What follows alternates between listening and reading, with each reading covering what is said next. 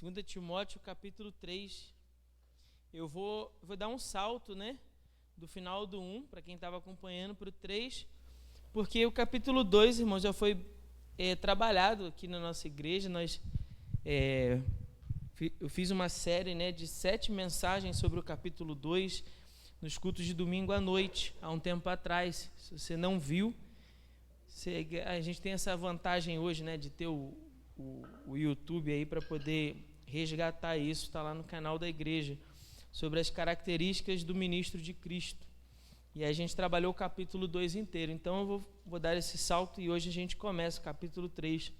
A partir do verso 1, diz assim: Sabe, porém, que nos últimos dias haverá tempos difíceis, pois os homens amarão a si mesmos, serão gananciosos, arrogantes, presunçosos, blasfemos, desobedientes aos pais, ingratos, ímpios, sem afeição natural, incapazes de perdoar, caluniadores, descontrolados, cruéis, inimigos do bem, traidores, inconsequentes, orgulhosos, mais amigos dos prazeres do que amigos de Deus, com aparência de religiosidade, mas rejeitando-lhe o poder. Afasta-te também desses, porque entre eles estão os que se intrometem pelas casas e conquistam mulheres tolas, carregadas de pecado, dominadas por várias paixões, que estão sempre aprendendo, mas nunca podem chegar ao pleno conhecimento da verdade. E a semelhança de Janes e Jambres, que resistiram a Moisés, eles também resistem à verdade. São homens de entendimento corrompido e reprovados na fé. Mas eles não irão adiante, pois sua insensatez será revelada a todos, assim como aconteceu com aqueles. Tu, porém, tens observado a minha doutrina, procedimento, intenção, fé, paciência, amor, perseverança. Minhas perseguições e aflições que sofri em Antioquia, Icônio e Listra. Quantas perseguições suportei, e o Senhor me livrou de todas. Na verdade, todos os que querem viver uma vida piedosa em Cristo Jesus sofrerão perseguições. Mas os homens maus e impostores irão de mal a pior, enganando e sendo enganados. Tu, porém, permanece naquilo que aprendeste e de que fostes inteirado, sabendo de quem o tens aprendido, pois desde a infância sabes as sagradas letras, que podem fazer-te sábio para a salvação, pela fé que há em Cristo Jesus. Toda a Escritura é divinamente inspirada e proveitosa para ensinar, para repreender, para corrigir, para instruir em justiça, a fim de que o homem de Deus tenha capacidade e pleno preparo para realizar toda boa obra. Amém? Os irmãos podem se assentar, mas mantenha, por favor, sua Bíblia aberta. Bom, o texto do capítulo 3, 2 Timóteo, é um texto que traz para nós algumas orientações sobre como proceder no tempo do fim. E aí eu quero começar explicando o que significa essa expressão tempo do fim, né? Para que fique mais fácil a gente poder compreender isso. Então, não sei como é que você vai fazer isso, mas tenta marcar aí na sua Bíblia, de alguma forma, a passagem de 2 Timóteo, porque depois a gente vai voltar, mas avança comigo para o capítulo 1 de Hebreus. É só passar algumas páginas, você vai chegar ao capítulo 1 de Hebreus.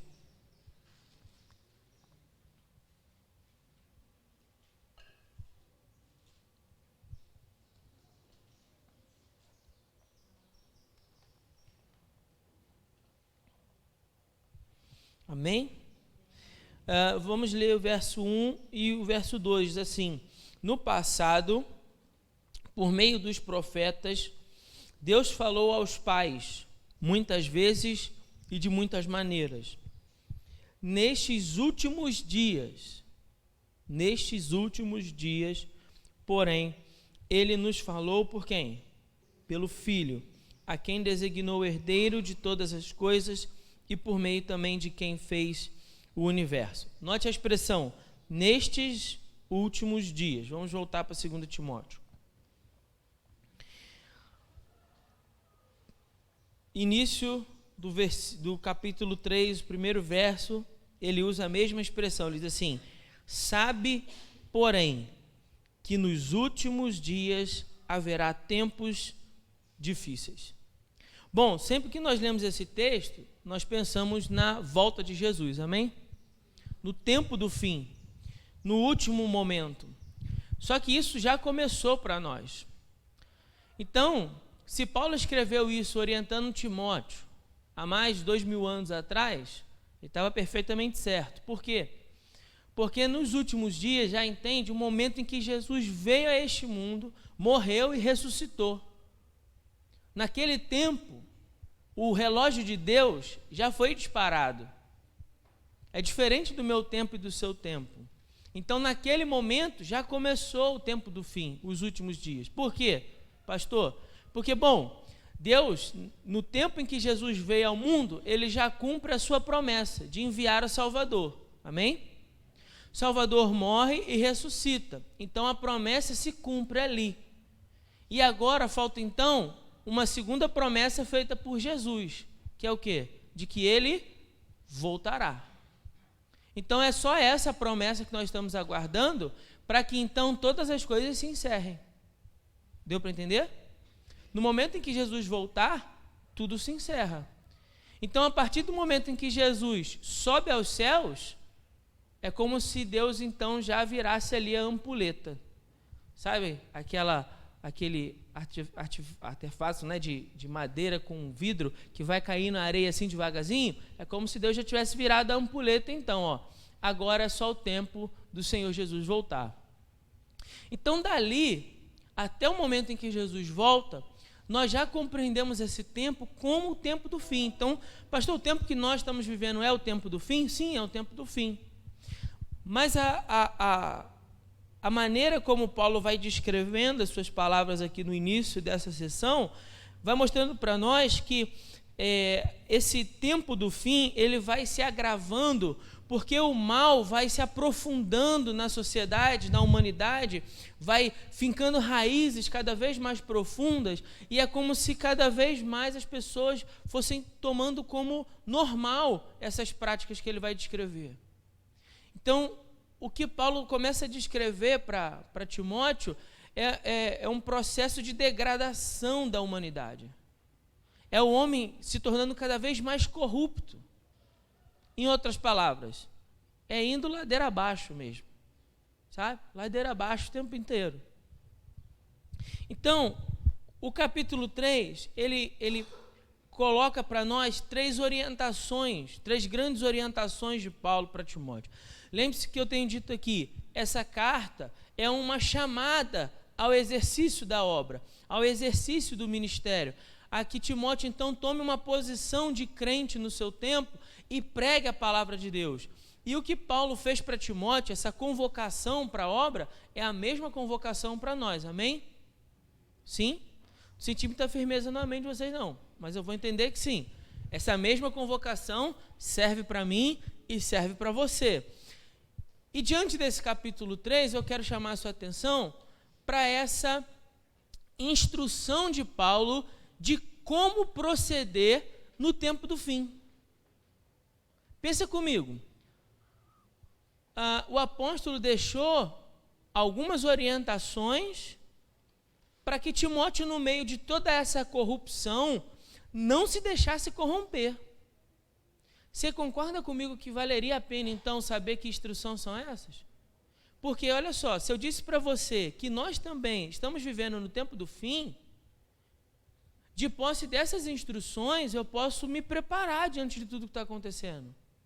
Eu posso, de posse dessas instruções, eu posso tomar uma escolha, aderir a um determinado procedimento em que eu possa ser preservado diante dessa corrupção. Porque se está tudo indo de ladeira abaixo, eu preciso saber como é que eu me seguro. Porque senão eu vou também. Por isso que eu não quis comentar muito na aula do Renan aqui mais cedo, né? Primeiro porque eu falo demais. E segundo que senão eu ia estragar a aula, né? Mas tem muito a ver o que foi dito aqui na EBD, tem muito a ver com esse capítulo 3. Porque o capítulo 3 a gente vai dividir da seguinte maneira. Primeiro, quem você não deve seguir. Ele começa falando sobre as pessoas e essa corrupção no tempo do fim. Os homens que você não deve seguir. Depois ele fala sobre que seriam os falsos, né? Ou aqueles que se corrompem e os falsos religiosos daquele tempo. Depois ele fala sobre o exemplo dos verdadeiros. Olha como é que tem tudo a ver com a nossa aula de hoje de manhã, né? Quem é o nosso padrão, quem a gente deve buscar imitar. E aí ele coloca também sobre o verdadeiro cristão. E depois ele coloca sobre essa permanência na verdade que é a palavra, como forma de me sustentar no meio de toda a corrupção que existe à minha volta. Aonde é que eu me apego para que eu também não tropece? Porque senão essa inundação toda ela acaba nos levando também embora. Então, vamos ler com calma, novamente, só para você perceber essa diferença. Vou chamar a sua atenção para o momento em que a expressão tu, porém, aparece duas vezes. Uma no versículo 10. É a primeira transição do texto. É o primeiro momento em que o texto vai virar, vai mudar. Quando ele começa a falar sobre a observância da própria conduta de Paulo. Paulo se colocando como um servo que é exemplo de ministro do Evangelho para que Timóteo, um jovem pastor, possa segui-lo, possa imitá-lo. Aqui é a primeira mudança, primeiro contraste. No meio de toda a corrupção que ele vai descrever, desde o versículo 1 até o versículo 9, que ele vai falar de toda essa depravação da sociedade, ele vai falar assim, mas você não, tu porém, eles vão ladeira abaixo, você não. E depois ele vai usar de novo no verso 14, quando ele vai falar sobre a palavra, ele vai dizer de novo, tu, porém, permanece naquilo que você aprendeu. A gente poderia resumir assim o capítulo 3. Timóteo, haverá tempos difíceis e uma grande corrupção em toda a humanidade, em toda a sociedade. Uma grande depravação do pecado, contaminando todo mundo. As pessoas, Timóteo, vão ladeira abaixo por conta desses homens. Mas você não, Timóteo.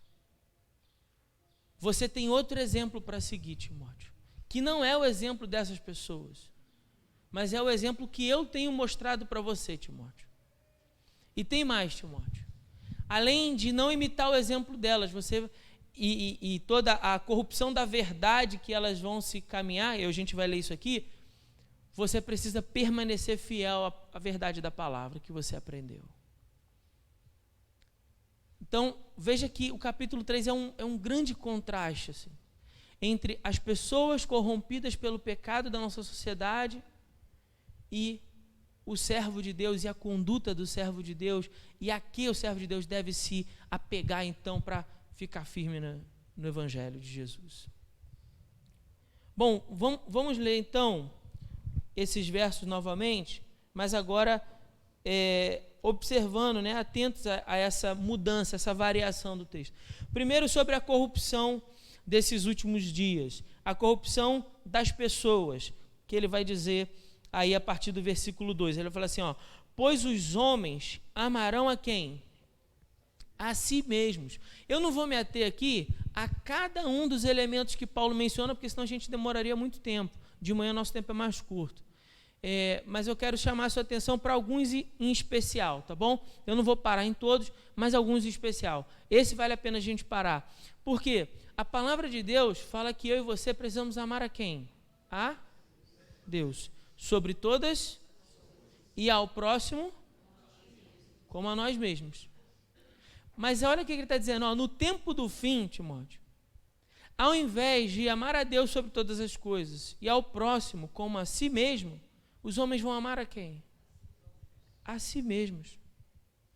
Eles amarão mais a si mesmos. É o famoso egoísmo. É o egocentrismo. eu estou no centro, seja feita a minha vontade. Todas as coisas devem realmente cooperar para o meu bem. É por isso que eu gosto desse versículo aí, que coopere para o meu bem, né? A parte do seja chamado segundo o seu propósito, aí já é outro negócio, mas que coopere para o meu bem, está valendo. Então há um egoísmo ali, o cerne do problema ali sendo gerado em torno do quê? Do coração corrupto do homem. Aí ele vai dizer, olha, eles serão gananciosos, eles serão arrogantes, eles serão presunçosos, blasfemos, desobedientes aos pais.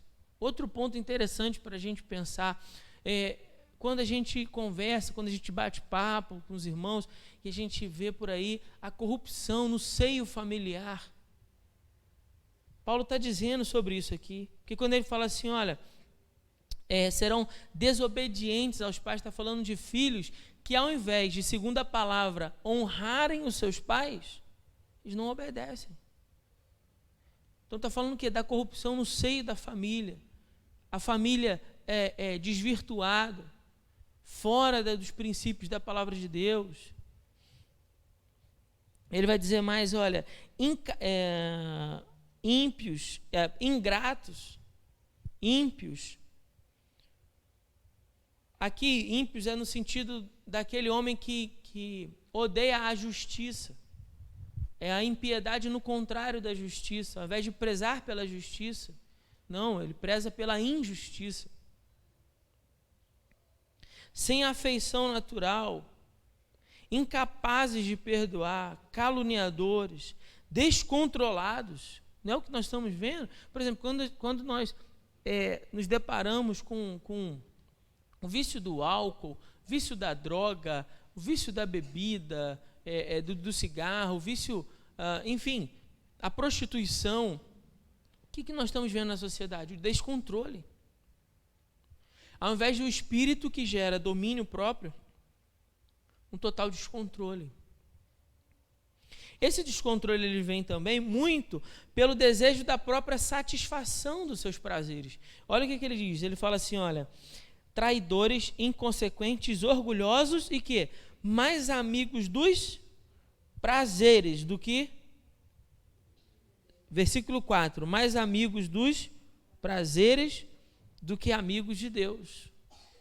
Então ele está dizendo da corrupção das pessoas que estão mais desejosas de amar a si mesmas, a satisfazer os próprios desejos, os próprios interesses, os próprios ganhos, quando ele usa a expressão aí gananciosos, do que ser amigo de Deus, do que amar a Deus sobre todas as coisas, do que amar ao próximo como a si mesmo. Ele está falando de uma relação que começa na corrupção do coração do homem. Então, note que o cerne do problema está nesse coração corrupto do ser humano, que vai de mal a pior, que vai descendo ladeira abaixo na sua corrupção, ao invés de amar a Deus sobre todas as coisas. Mas se esse homem, ele se ama acima de tudo, ele não vai amar a Deus, muito menos ao próximo. Você concorda comigo? Se esse homem, ele ama a Deus sobre todas as coisas, esse Deus que ele ama acima até mesmo dele, conduz ele ao próximo. Vou repetir. Se eu e você amamos a Deus acima de todas as coisas, inclusive acima de nós, esse amor de Deus vai nos conduzir aos nossos semelhantes, como forma de amá-los também. Agora, se no lugar de amar a Deus, dentro do meu coração, que existe um trono, quem se assenta sou eu mesmo, sou o centro do meu coração, da minha adoração, do controle das minhas decisões, dos meus prazeres, então tudo gira em torno de mim, não há espaço para Deus, muito menos para as outras pessoas. Então não é de se admirar quando a gente conversa sobre as pessoas no mundo, na sociedade, diz assim, o ser humano está cada vez mais egoísta. É óbvio que ele está mais egoísta. A surpresa nossa deveria ser o contrário. Se ele não tivesse egoísta. Mas por que ele está cada vez mais egoísta? Porque ele é o centro da sua própria vontade. Se ele não adora a Deus, Se não há essa ponte que o liga a Deus, não existe uma ponte que o liga ao outro ser humano. Então, pouco importa. O meu desejo passa a ser o quê? Ser amigos dos prazeres. E aqui é uma relação muito interessante que nós temos visto nos dias de hoje, que é o quê? Que é começar, quando um ser humano começa a adorar a ele mesmo, ele passa a amar as coisas e usar as pessoas. Ele passa a amar coisas, porque essas coisas me trazem o quê? O prazer. Então, como eu sou amigo do meu próprio prazer, eu amo as coisas porque as coisas me trazem prazer. E as pessoas usamos. Usamos por quê? Para benefício também nosso, para satisfação do nosso prazer. É diferente da relação que Deus deseja nos ensinar, que é uma relação onde eu amo a Deus sobre todas as coisas, e aí, porque eu amo a Deus sobre todas as coisas, eu aprendo a amar o meu semelhante e a usar as coisas. Coisas são para ser usadas, pessoas são para ser amadas, mas eu só entendo essa relação quando a minha relação com Deus é estabelecida. Se a minha relação com Deus não for estabelecida, eu passo a vida inteira amando coisas e usando pessoas. Porque eu passo a ver tudo como fonte do prazer de quem? Do meu próprio prazer. Eu passo a fazer com que o mundo gire em torno da satisfação e da busca dos meus próprios prazeres. Essa é a corrupção que Paulo, então, ele vai narrar, desde o verso 1 até o verso 5. Até o verso 7, nesse tempo do fim. Depois eu vou dar um salto só para fazer uma observação. Aqui no verso 8 e 9, Paulo fala sobre que no meio de toda essa corrupção na humanidade, haveria a corrupção também dos líderes religiosos. Aí ele fala assim, verso 8, e a semelhança de... só para você entender, no verso 5, início do verso 5, olha aí comigo o que ele diz, ele fala assim, ó, com a aparência de religiosidade, ou seja, eles parecem crentes, mas rejeitando-lhe o poder. Aí ele termina dizendo, afasta-te também desses. Desses quem? Desses que têm a aparência de religiosidade, mas que não são cristãos de verdade. Está falando de falsos crentes. Aí, lá no verso 8, ele começa então dizendo, e a semelhança de Janes e Jambres, que resistiram a Moisés, eles também resistem à verdade. São homens de entendimento corrompido e reprovados na fé. Ele está falando aqui de líderes religiosos. Eu vou explicar.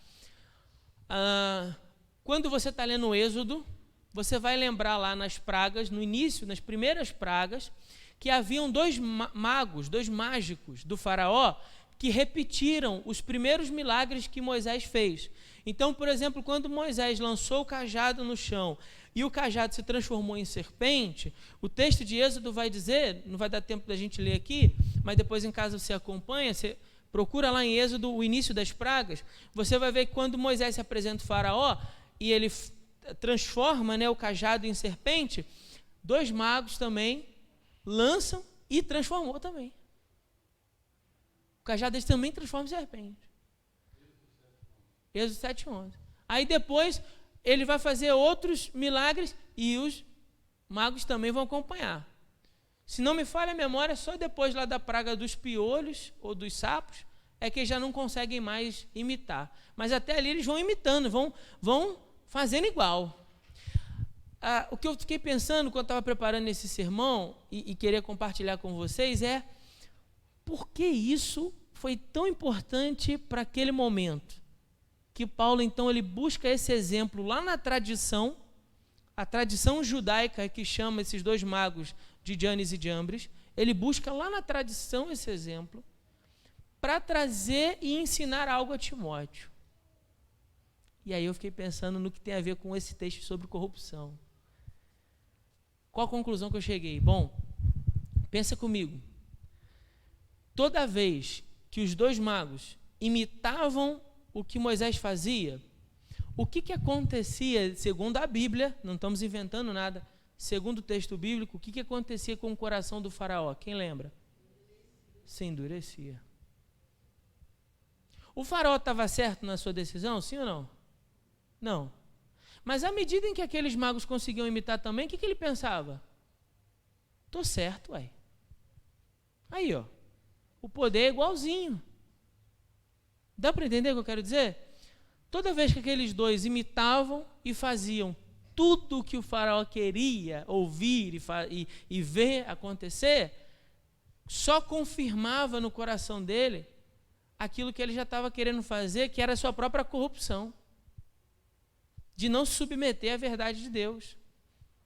Então, qual é o exemplo para nós? O que Paulo está tentando fazer com Timóteo aqui?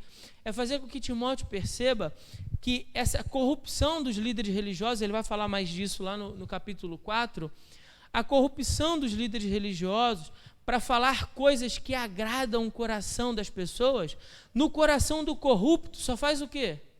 Se corromper ainda mais. Porque o corrupto, quando ouve essas coisas, quando vê esses falsos sinais, ele fica ainda mais endurecido. Olha que interessante. Porque ele aí passa a acreditar que ele está certo mesmo. Que o que ele está fazendo está correto, o que ele está dizendo é o certo a se fazer. Mas não é. Ele está seduzido pelo próprio quê? Pelo próprio apetite. Pelo próprio coração corrupto. Veja só, para você não achar que eu estou aqui viajando, né, na maionese, olha o capítulo 4, olha o que diz aí. Ele fala assim, versículo 1. Eu te exorto diante de Deus e de Cristo Jesus, que há de julgar os vivos e os mortos pela sua vinda e pelo seu reino. Prega a palavra, insiste a tempo e fora de tempo, aconselha, repreende, exorta com toda paciência e ensino. Versículo 3, note bem. Porque chegará um tempo em que não suportarão o quê? A sã doutrina, ou a verdade da palavra de Deus. Não suportarão, mas desejando muito ouvir o quê? Coisas agradáveis aos ouvidos. Não era isso que o faraó queria? Então o que Janes e Jambres deu para o faraó? O que ele queria. E quanto mais eles davam, esses falsos líderes religiosos, davam para o faraó o que ele queria, mais o coração dele ficava o quê? Endurecido. No final, né, ele vai dizer, ajuntarão para si mestres segundo os seus próprios desejos. Não foi o que o faraó fez? Catou dois que faziam o que ele queria. Então, olha como é que Paulo está buscando na tradição um exemplo para mostrar para Timóteo que nem sempre, quando um líder religioso manifesta um sinal, é algo de Deus. Nem sempre, quando um líder religioso vem à frente e um milagre acontece, é algo de Deus. Muitas vezes isso é só uma armadilha do diabo para que aqueles que ouvem possam se manter endurecidos no seu coração, na sua maneira de pensar e continuem na sua corrupção, resistindo à verdade. Então, às vezes a gente vê por aí determinadas coisas que eu e você temos dificuldade de explicar. A gente fica assim, caramba, mas isso aí deve ter sido Deus que fez. Mas a gente precisa entender todo o contexto e observar todo o discurso. E aí começa a transição do texto. Porque no meio de toda essa corrupção que Paulo está dizendo, as pessoas vão estar corrompidas. Os seguidores religiosos vão estar corrompidos. Isso a gente leu no versículo 6 e no versículo 7. Aí ele vai dizer, a liderança religiosa vai estar corrompida. Verso 8 e verso 9. No meio de toda essa corrupção dos últimos dias, Timóteo, tu, porém, ou seja, como você então deve agir? E aqui, hoje a gente vai só nessa primeira parte, quando ele diz assim, a partir do verso 10. Tu, porém, tens observado a minha doutrina, procedimento, intenção, fé, paciência, amor e perseverança. 7. Não dá para a gente poderia fazer um estudo do que representam todas essas expressões, mas como eu disse, eu vou pensar só algumas hoje por conta do tempo. Mas veja só o que ele está dizendo. Tu, porém, ou seja, diferente desses homens, observa o meu testemunho.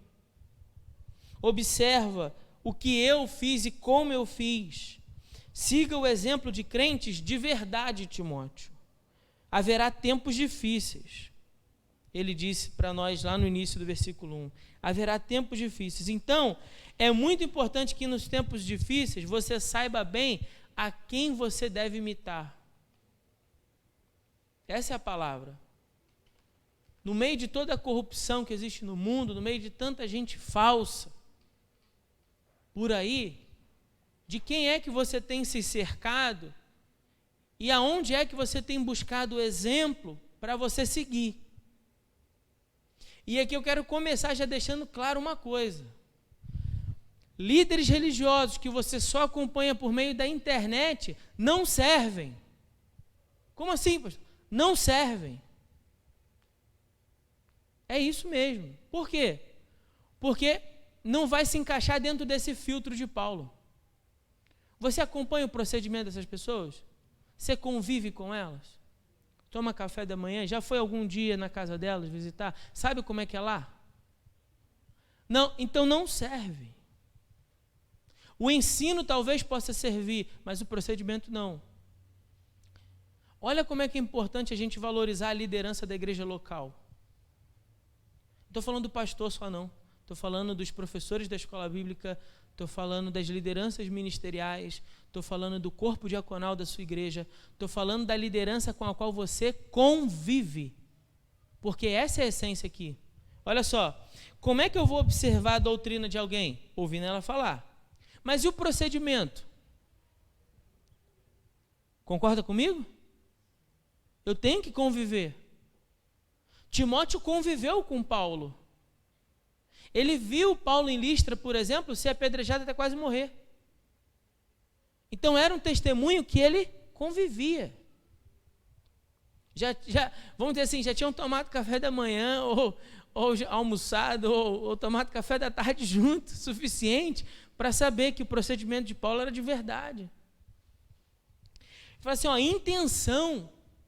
Como é que a gente julga a intenção de alguém, irmão? Como? Se você não conviver, você tem só uma impressão. Você não consegue avaliar a intenção. Tem que comer 1 quilo de sal, sim ou não?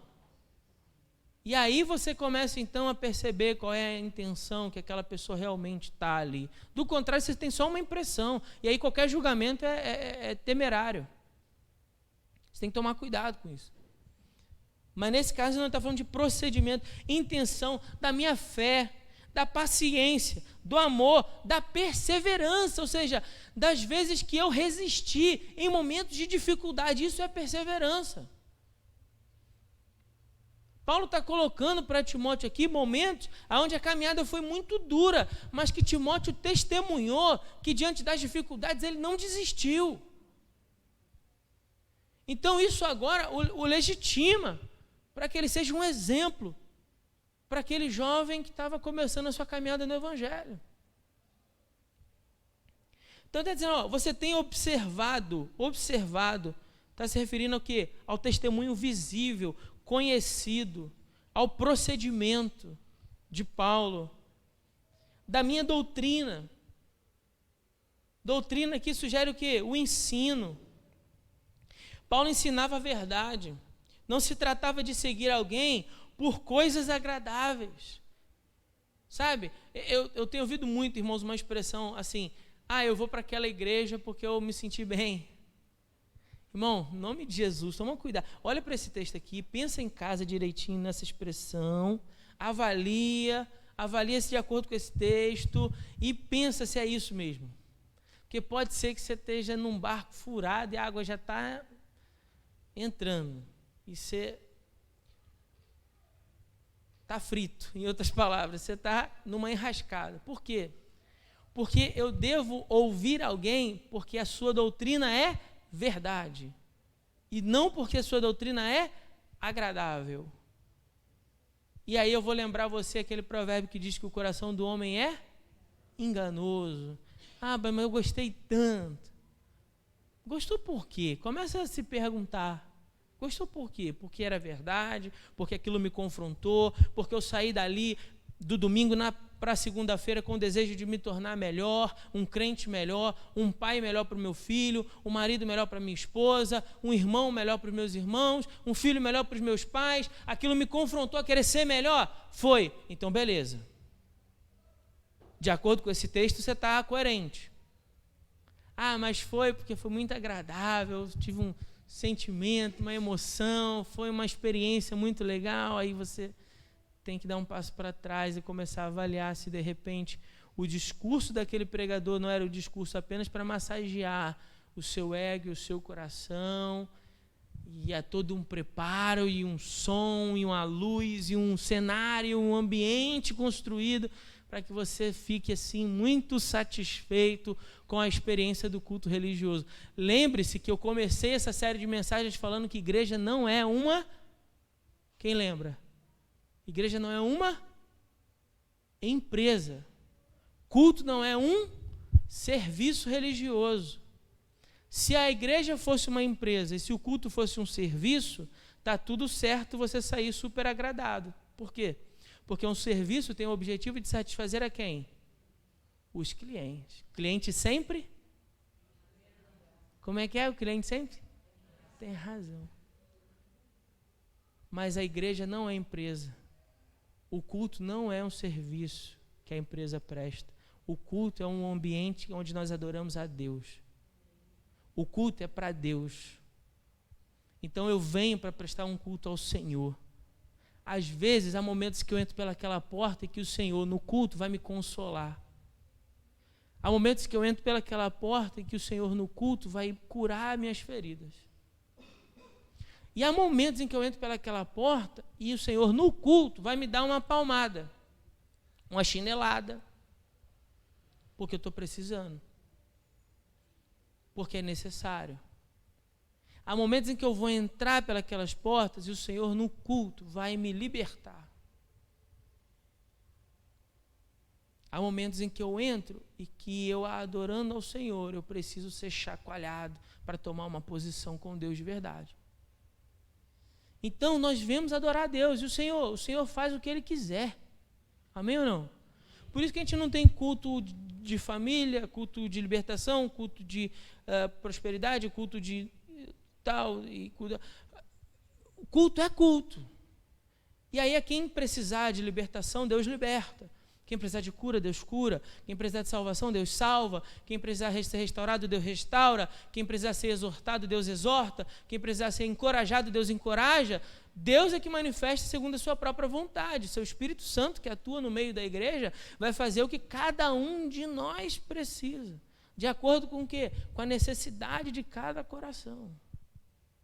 É isso que acontece no culto. Então, Paulo está dizendo para Timóteo, observa a doutrina, Timóteo.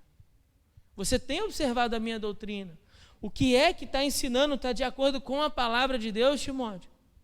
Se tiver, você segue. Tu, porém, na contramão daqueles, você não. Eles se corromperam, mas você não pode. Então, vá na contramão, Timóteo. Observa o procedimento. Observa a doutrina.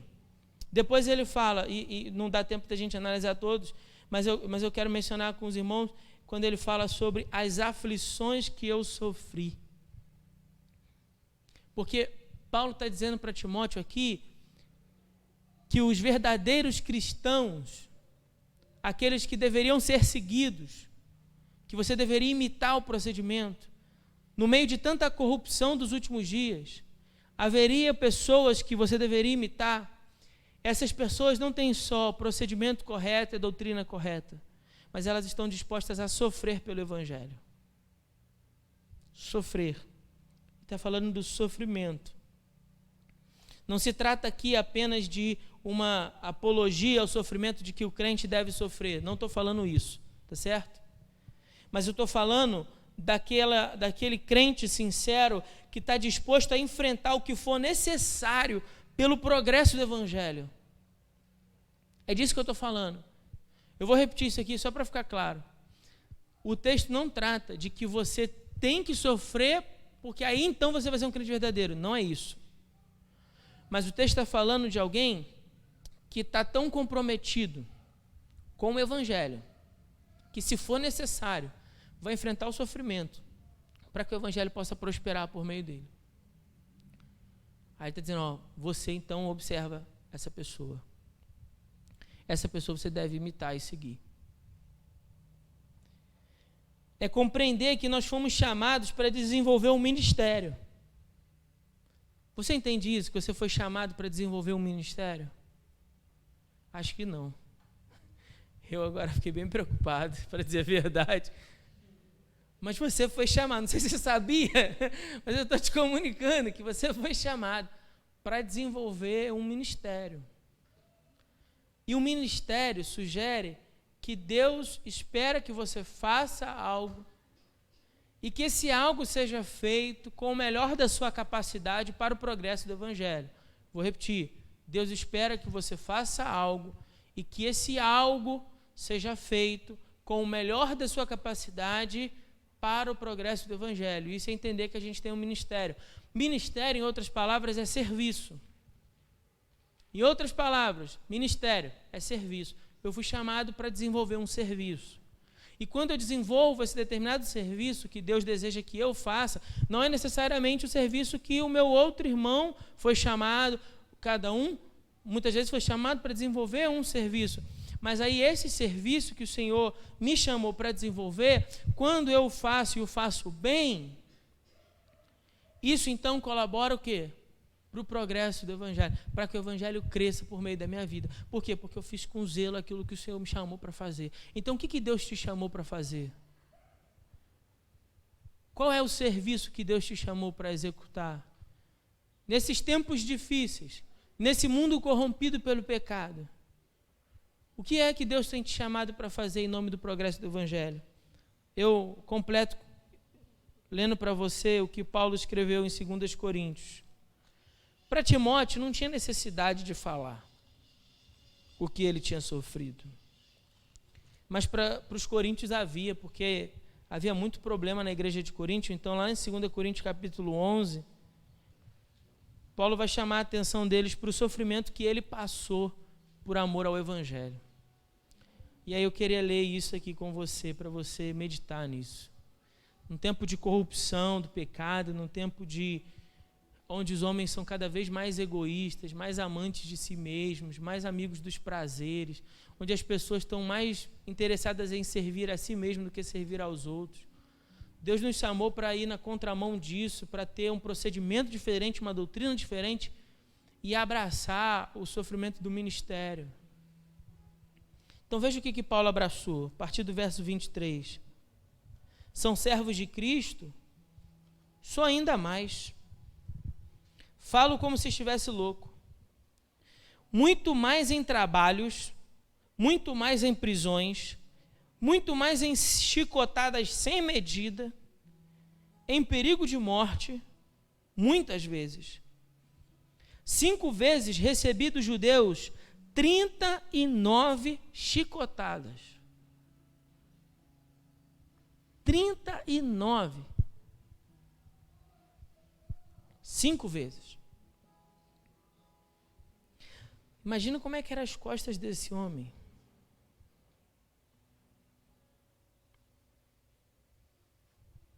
Três vezes eu fui espancado com varas. Uma vez fui apedrejado. 3 vezes sofri naufrágio. Passei um dia e uma noite em mar aberto. Imagina isso. Muitas vezes passei por perigos em viagens, perigos em rios, perigos entre bandidos, perigos entre os de meu próprio povo, perigos entre os gentios, perigos na cidade, perigos no deserto, perigos no mar, perigos entre os falsos irmãos.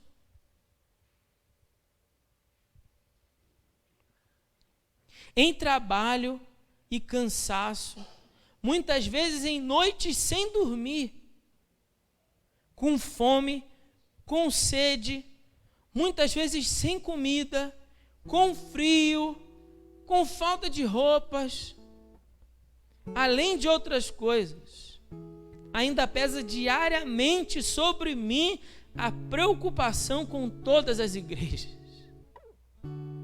Esse homem tinha todos os motivos do mundo, irmão, para ser a pessoa mais egoísta que você já viu na face da terra. Do tanto que esse homem já sofreu. Eu não consigo imaginar 10 chibatadas, imagina quase 200. Eu não consigo imaginar que ia passar uma noite, um dia e uma noite em mar aberto depois de um naufrágio. Não consigo imaginar. Eu não consigo imaginar o que é. Pensa só um segundo. Se faltasse para você o que comer, o que beber, porque foi isso que ele disse aqui, não sei se você está prestando atenção, um lugar para morar, você ainda seria crente?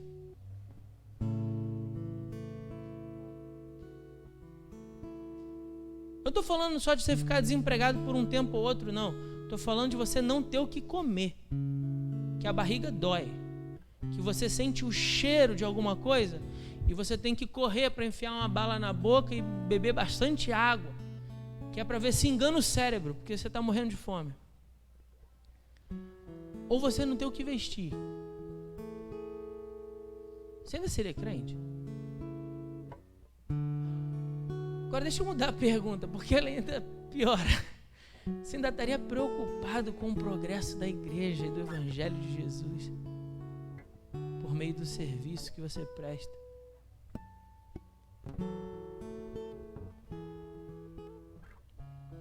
A gente sabe, você também sabe, a gente está vivendo um tempo de corrupção extrema, onde o ser humano cada vez mais é egoísta, é avarento, é ganancioso, usa as pessoas, né, e ama as coisas. Eu sei que você sabe disso. Mas a lição que fica para nós desse capítulo 3 é que eu e você, a gente precisa andar na contramão disso. Andar na contramão. Pastor, mas o mundo lá fora está todo mundo se corrompendo mesmo, enfiando o pé na jaca. Mas você não. Você não pode. Você não tem esse direito. Você foi chamado para ser um exemplo no procedimento, na doutrina, no sofrimento pelo Evangelho. Você não tem esse direito. Eles podem, você não. Que você possa sair daqui nessa manhã com essa resolução decidida. A redundância aí é de propósito. Mas resolvido a realmente caminhar na contramão desse mundo corrompido. Para ser um exemplo, e não em ganho pessoal não, mas para o progresso do Evangelho.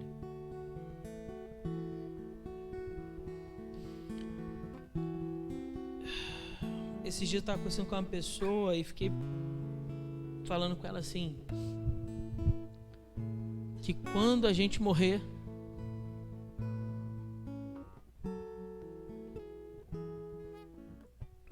a satisfação vai ser de que as pessoas que nos conheceram vão poder dizer: conheci um verdadeiro embaixador do rei. Falei, essa tem que ser a satisfação nossa. O dia que eu e você partir daqui, o legado tem que ser as pessoas dizerem: olha, conheci um homem, conheci uma mulher que era uma verdadeira embaixadora do rei. Era um verdadeiro representante de Jesus nessa terra. Amém? Enquanto o Marcel toca aí, a gente não fez um momento ofertório, então você que preparou o seu